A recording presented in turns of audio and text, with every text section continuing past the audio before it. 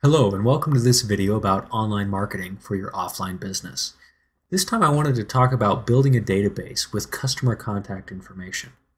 Now, I know that the old customer email list has been around for a long time, and when compared to Facebook or Twitter, it can seem boring and outdated. The truth is, a well-manicured and properly groomed customer email list can be one of your most effective marketing tools. Now let me clarify here. I'm not talking about doing an email drop to 200,000 people whose addresses you bought online. Spamming laws aside, that just isn't effective, especially when you're a brick and mortar store.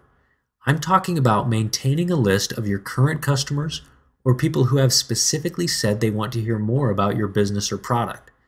That list might only be 5,000 people, but it can be literally hundreds of times more effective at generating sales. One of the easiest ways to grow this list is by an embedded capture form on your website. There are many sites that offer this service. One of the most popular is aweber.com. There you can create the forms you want, easily generate the code to embed into your website, and manage your list. Aweber will also handle your email and text marketing. One of the big advantages of using a reputable site like them is that they make sure all of your emails are CAN-SPAM compliant. And that's important these days. So what information should you collect from your customers? Well, there's the obvious first name, last name, email address, and the extremely valuable cell phone number. Collecting mobile numbers is the goldmine of our day because it allows you to text message your customers. Over 90% of text messages are read within 30 minutes of sending them. That type of communication with your customer base is priceless. Beyond that, you can collect email addresses, home phone numbers, or anything else that you think might be of value to your business. I need to give you a warning here. People are very protective about their information, and rightly so. We live in an identity theft, junk mail, spam filter world. If a potential customer sees a long list of mandatory questions they have to answer, they'll simply leave your site and go somewhere else. The key to growing a good database is asking for just enough information to make it valuable, but not too much so that you spook your customer. Asking for the first and last name is pretty harmless. And let me interject right here and say it's important that you separate the first name and the last name as two separate fields. That comes in handy when you start emailing and you can tag it with their first name.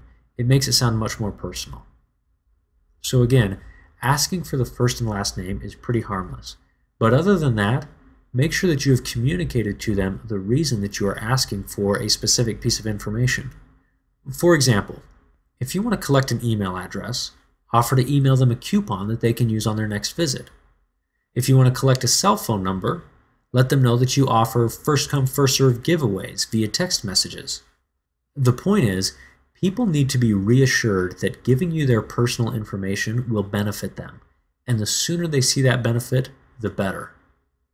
So now that you have your customers' information, what should you do with it? The most important thing is to resist the urge to overuse it. If you send out too many emails or text messages, people will simply start ignoring you or opt out of your list. Worse yet, they'll complain to your list manager, like Aweber, and your account could be disabled.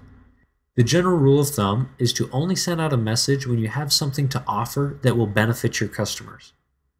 Well, that's it for this video. If you don't already collect your customers' information, now's a great time to start. As always, you can talk to an online marketing professional for tips on ways to improve data collection and customer interaction. Thanks very much, and we'll see you on the web.